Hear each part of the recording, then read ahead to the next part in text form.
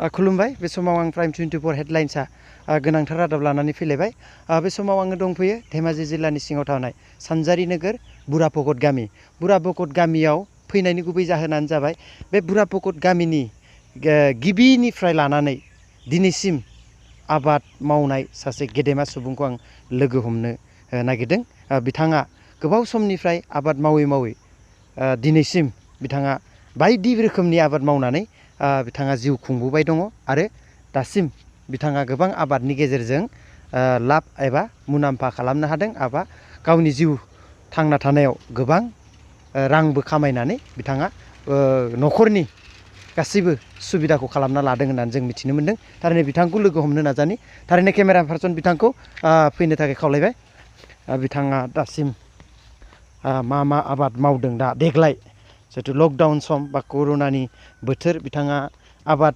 सिगां समाव आबाद मावदोंब्लाबो दा मा अबस्थायाव जानानै दं बिथांनिफ्राय माखासे बाथ्रा जों मिथिनो लाग्रोगोन थारैनो बे समाव गिबियावनो बा आयंखौ जोंनि प्राइम 24 चेनेलाव बरायग्रोना लानाय जाबाय बा आयंनि मुङानो जाबाय कनक गयारि बे गोदोनिफ्राय बे बुरापकटआव रायजो जाजेननिफ्रायनो सासे गोख्रों आबादारि बर'नि गेजेराव गोख्रों आबादारि होननांगोन जाय आबादखौ मावनानै बिथाङा गावनि सिनायथिखौ होनो हादों थारैनो बिथांनिफ्राय जों माखासे बाथ्रा मिथिना लाग्रोनि आदैया बे समाव देग्लाय मा आबाद मावदों देग्लाय इदिनोसै फाथै दं आंनाव 2800 जुफा दं 2800 जुफा फाथै दं आरो देग्लाय मा आरो गोरान खेथिबो गोबां मावो होननाय खोनादों मा बान्दा कबिबो मावदोंमोन 1.5 बिघा बेनिफ्राय बिदिनो बिलाहि मावदोंमोन 1.5 बिघासो बेनिफ्राय बे बानलु मावदोंमोन आं 1.5 बिघासो आरो केरेला मावदोंमोन एसे आधा बिघासो जागौमोन नामा दा बे समाव जोङो बिथाङा जि मावदों बे बागानाव जों हाबैनि दा बे मा अबस्था जानानै दं बे बारि बागाना थारैनो आदैखौ लाफाबाय दा बे समाव जोङो जितु आयंनि फाथै बागान खाथियाव मोनफैबाय दा बिनि सिगां माखासे बाथ्राखौ जों मिथिग्रोना लानि बे आयंआ बेसेबां सननिफ्राय सासे बे आबादखौ मावबोबाय थादों जिखुनु आबादखौ मावबोबाय थादों मा आबाद मावनानै बिथाङा दिनैसिम न'खराव माबायदि अबस्था बेखौ जोङो मिथिनि आबादजों मा जानो हायो सुबुङा गिबियाव बेसेबां सननिफ्राय दंफैयोमोन बे बुरापकट गामियाव इयाव 83 सननिफ्राय जों आबाद मावदों 83 सनाव फैखादोंमोन ना बिनि सिगां दंमोन फामु हिसाबै ओरै 82 सनावनो फैदो ओमफ्राय 83 सननिफ्राय आबादखौ मावदों गिबि मा आबाद मावजेननायमोन नैबे जायगायाव माइसालि आरो बान्दा कबि मावदोंमोन ओमफ्राय आलु मावदोंमन बेयाव बे समाव बेयाव रायजो बेसेबां न'खरसो दंमोन नोंसिनि 14 घर दंमोन 14 घरल' दा बेसेसो न'खर जाखो दा 32 घर जाबाय गासै 32 घर नोंसिनि बुरापकटआ 32 घरल' जोंनि ससेया 32 घर दं दा बेयाव हान्था मेला थांफै लामाफ्रा माबायदिमोन सिगांथ' गाज्रिथारमोन दाथ' मोजां जाबाय पाक्का लामा जाबाय जोंबो नुदों थारैनो उनाव नोङो खेथिजों माबायदि मुलाम्फा मोननो हानाय खेथिजोंथ' दा खुदियाफोर मावनो हानाय हिसाबै मेला मुलाम्फा खालामनो हागोन ना आरो दा बै समाव नोङो हाबा जाखानायमोन नामा बै समाव हाबा जायाखै सेंग्रामोन दा सेंग्रा समनिफ्रायनो नों बेफोर आबादखौ मावदो ओमफ्राय दा आरो नोङो बे समनिफ्रायनो दिनैसिम हमना ला 83 सनबा दिनै 37 बोसोरसो जाबाय ना 37 बोसोरसो जे आगानाव होबाय बेनि गेजेराव बे आबादनि गेजेरजों नोङो न'खराव मा साबैसे परियाल जोंहा सिगांथ' हारि दंमोन 7 जन दंमोन बिदा बिनानावफोरखौबो हाबा हरजोब्बाय इदिनो फरायहोनानै दा फिसाजोफोराबो बिदिनो फरायबाय फिसालाफोराबो फरायबाय फिसाजो 3 MA पास खालामबाय बेनिफ्राय फिसालाया सासे PhD खालामनो थांदों मुम्बाइआव गिदिरा दा खालामदोंमोन हायाखिसै फैबाय दा गेजेरा बिटेक्स फरायनानै दा रेलाव थांदो रेलाव खामानि मावनो देग्लायसो थांबाय आरो ना ओमफ्राय दा बे समाव नोंनि जे आबाद मावनानैनो बेसेबां बिनि गेजेराव आबाद मावजोंनो ना बिसोरखौ फरायहोनाया ना बेलेग खामानि आबादानो गोजा नों हारसिंनि आबाद मावनायनि गेजेरजों हारसिंनि आबाद दा नोंथांमोना खोनाबाय थारैनो बे फाथै बागाननि खाथियाव जों थांनो नाजागोन 2700 फाथै फुलिनि साखाथियाव जों थांगोन गिबियाव केमेरा पार्सन बिथांखौ सुनिल नार्जारि बिथांखौ जोंनि गेजेराव फैफानो थाखाय खावलायबाय जोङो लासै लासै नाजालांबाय थानि आरो देग्लाय कर'ना भाइरासनि गेजेरजों हयथ' नोंथांमोना आबादा जिहेतु बिलाहि गायदोंमोन केरेला गायदोंमोन बान्दा कबिखौथ' फानग'नो हादों बान्दा कबिखौ खावसे फानदो खावसे दाम गैयिनि फानाखिसै खावसे दाम गैयिनि फानासै ओमफ्राय दा मा बांसिन गोरान खेथिया लुकसान जाखो बिदिनो बे फाथैफोराबोथ' एसे लुकसानानो दा फ्राय मोननानै माखासे थांदो बेनिफ्राय बे बाहेरायाव थांनो मोना नालाय दा ओरैनो गेजेर गेजेर एफा एनै फानबाय दं आरो थेवबोथ' नांगौ बायदि दाम मोननो हादोंना हायाखै नांगौ बायदिथ' मोना दाम मोना ना नांगौ बायदि मोना ओरै फै दा हमना ला लिसु दं मोनना माखासे बादालिया जाबाय लिसुबो दङ लिसु दंफांबा बेखौबो ओरैया बादालिया जाबाय माखासे फानबाय आरो नैयाव बानलु खाबाय थानायखौ नुदों जों दा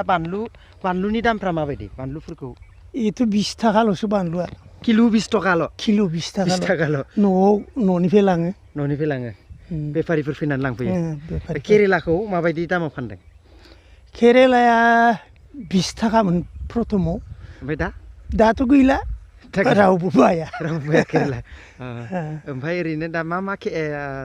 आबाद दंबावो फाननो गोनाङा जेबो गैला बानलु आरो फाथैल'सै दा बानलु आरो फाथैयाथ' लकडाउनजोंथ' बेफारिफोर फैदोंना फैयाखै गेजेर गेजेर फैयो बेसे दाम सोलिदों फाथैया 12 थाखा सोलिदों 12 थाखा सोलिदों केमेरा पार्सन बिथाङा बिथिं ओमफ्राय दा बे दैज्लाङाथ' फैबाय माइ गायनायनि सम फैबाय देग्लाय बे माइ गायनाय समाव मा दा खोथिया फोबाय ना फोयाखै माइ गायनो खोथिया फोबाय थिगैनो खोथिया फोनायखौ जों नुदों मा दानि दिनाव मा बांसिन माइ गायनाय जायो रनजित बाहादुर आरो जोसा गायनाय जायो जोसाबो गायनाय जायो बेसेसो बिगा गायो ओरैनो ओरैसो जायो नामा सिगां 48 बिगा दंमोन माखासे बारियाव हाबबाय बे हिसाबै 32 बिगासो जाना दाबो 32 बिगासो माइ गायो आरो बिगासेयाव गोदो बेसेसो माइ मोनोमोन गोदोथ' ओरैनो 12 14 आरो बोरिफोरा 8 9 बिदि मोनोमोन ओमफ्राय दानि दिनाव बेसेसो मोनो दाथ' रनजित बाहादुर 15 मन गाहाम जायो गोथौआ दा बेबायदिनो गोजा आरोना बेनिफ्राय बोरिफ्रा एसे खम जायो बोरि फोथारबो दं आरो बोरि फोथारबो दं दा बे समाव बे बुरापकट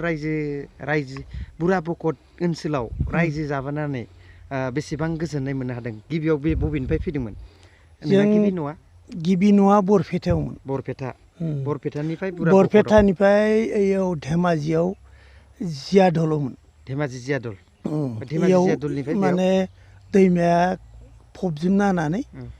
इयाव फैदो दा बेयाव रायजो जाफैनानै नोंथांनि साननाय बायदि माने गोजोननाय दंना गैया इयाव सफैनानैथ' धेर गोजोनदो अनेक दा फिसा फिसौखौबो नों गिदिर फरायहोबाय जिहेतु साख्रि मोनथ'वाखैबाबो सोरबा मोनबाय सोरबा मोनथ'वाखैबाबो गोबां फरायहोबाय फिसाजो फिसाला दा बिसोरखौ लानानै मा मिजिं दंबावो उनाव मा हास्थायनाय दंबावो बेफोर आरो सत भबिसत मा खालामो इसोरनो मा होलांनो हायो बेनोसै आरो नोंनिफ्रायसो होलांनो नाजाबावदों बिसोरनिफ्राय माबाफोर लुगैनाय दंना गैया लुबैनो माने एसेथ' होनो हानायानो जायाखै माथो होनानै जाथ'वाखै जोबोद गोजोननाय थाबाय दा फिसाला साबैसे होनदोंमोन फिसाला 3 फिसाजो 3 फिसाजोफोरा 3 एम ए पास खालामबाय बेनिफ्राय फिसालायासो पिअल पास खालामना दं बिए एडमिसन लादो नामा एबार उन्दैसिन नामा बेयो उन्दैसिन बिए आव एडमिसन खालामनानै फरायगासिनो आरो फरायगासिनो दं ओमफ्राय उनफ्राव बेसेबां बोसोरसिम आरो आबाद मावनानै मावबावगोन होननानै सानो हानायमानि मावनोसै बेसेसोआवहालागै हायो मेंनाय फैयोना फैया दा मेंनो रोङोना रोङा दासिमबोथ' मेंथ'वाखै आयंखौ नायनानैसो मिथिखादों दासिमबो मेंनो रोङि गोदोनि दा एक्जेक्ट बैसोआ बेसेसो जाखो आंना 69 बोसोर जाबाय 69 माने 70 बोसोर जानोसै जाथारनोसै आरो नै आसार मोनबानो आसार मोनबानो 70 बोसोर दा नायदो नोंथांमोना भिडिअनि गेजेरजों 70 बोसोरनि बैसोनि बिथांनि गोहोआ बोलोआ दाबो दानि जिहेतु लाइमोन सानै लाइमोननिख्रुइ गोरासिन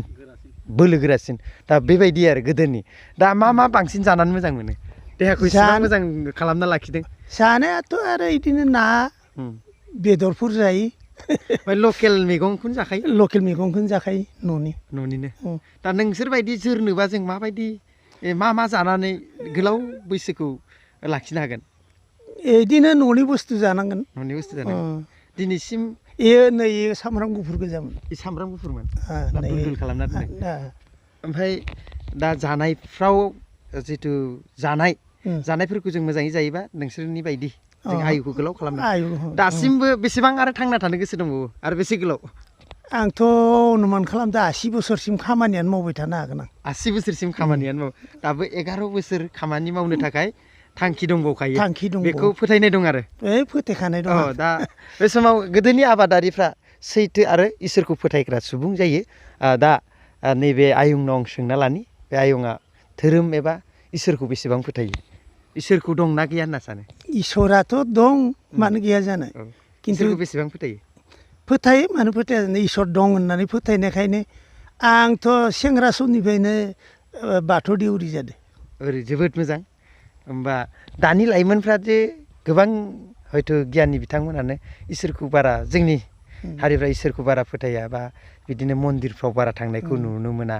दा बे समाव जोङो बिसोरखौ मा बुंनो सानो हयथ' न'खरनि फिसा फिसौआनो बारा धोरोमखौ गुरुत्व खालामा धोरोमजों लोब्बा जायोबा इसोरा अनोबा जोंनि जिउआव मा गोजोननाय फैयो बेखौ बुंनो हागोन मानसिया इसोरखौ जुदि फोथायोबा सैथो जायो आरो मानसिया एसे गियानि जायो मालायनि अयनाय खालामनो लुबैया जोबोद मोजां खोथा दिनैनि जिहेतु बुरा पकट गामिनि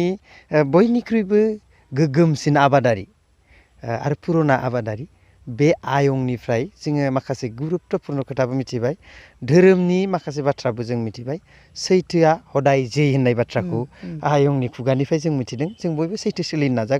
नाजानांगोन इनाय अनागार खालामनायनिफ्राय गोजानाव थानांगोन आरो बेबायदि अनलायना जों संसारखौ जानांगोन थारैनो बे समाव आदैनि बारि बागानखौ जों दिन्थिबाय बे आदैनि बारि बागानाव जों फैनानै गम मोन्दों जोंबो साफा बेबायदि आबादारि जायोबा जोंनाव जेनिबो अभाब फैनाय नङा आरोना दिनैसिम आबाद मावनायनिफ्राय बेयाव फैजेननायनिफ्राय बा फैजेननायाव बेसेबां रां थफ्ला लानानै फैदोंमोन नों बुरा पकट गामियाव इयावथ' मात्र 3500 थाखाजों सिटसे हाला फैदोंमोन खै बिगा दंमोन 12 बिगा दंमोन बै दिननिफ्राय हयथ' गोबाङानो बै समाव ओंखाम रानजानाय खोथाखौ बुङो नोङो ओंखाम रानजाफेरदोंना फेराखै आं बै जेब्ला जियादला फबजोबदोंमोन अब्लाथ' बन फाननानै जादों नैयाव फैनायनिफ्राय ओंखाम रानजाफेरदों बेनिफ्राय इयाव फैनायनिफ्राय ओंखाम रानजाफेराखै खिन्थु ओंखाम रानग्राफोरनोसो रानना होनो मोनदों दा जोबोद गोजोननाय थाबाय दा ओंखाम रानजाग्रा बिथांमोना दा मा अबस्थायाव दङ दा मोजां जाजोब्बाय गोजोननाय मोनो ना मोना मोनदों गोजोननाय मोनदों आरो इयुनाव फैबाय थानाय समाव नों समाजाव बेबायदि बेसेबां सहाय होबावगोन होननानै सानो आरो फिसा फिसौखौ नोंनि न'खरनि फिसा फिसौखौ एसेबां गिदिर फरायबाय समाजनि थाखाय मा मावलांजानो लुगैयो आंथ' समाजनि मोजां खामानि मावलांजानो लुबैयो बुंनायबो जायो नामा बुङोबो आरो आं अकल फिसाफोरखौल' नङा फंबायफोरखौबो इसोरबो साकरि मोनजोबदों नालाय रावनिबो थाखा फैसा दाजा बिदि मालायनि फैसाफोर लब दाख्लां सैथोआव सलि आरो होमबासो गथ'फ्रा नों लुबैनाय बायदि जागोन बिराद सैथो बाथ्रा ओमफ्राय दा आयंनि फरायनायखौबो नांसिगोनलाय ना बेसे फरायनाय नों आं थाखोबाल' फरायनो मोनदों नायदो दानिया जोङो मिथिना मोनो जायो खस्थ' खालामो बेनाव गोजो गियानाबो थायो दिनै थाखोबा फरायनाय सुबुंनि राव खुगानि रावनिफ्राय बा बिथांनि आदर्श खामानि मावबोनायनिफ्राय जों मिथियो इसोरखौ फोथायनायनिखायनो इसोराबो दिनैसिम हयथ' हेफाजाब होबाय थादों आरो मालाबाबो उसुबिदायाव गोलैयाखै आरो सोरखौबाबो सहाय होनो हादों बिदि होननानै फोथायो नामा फोथायो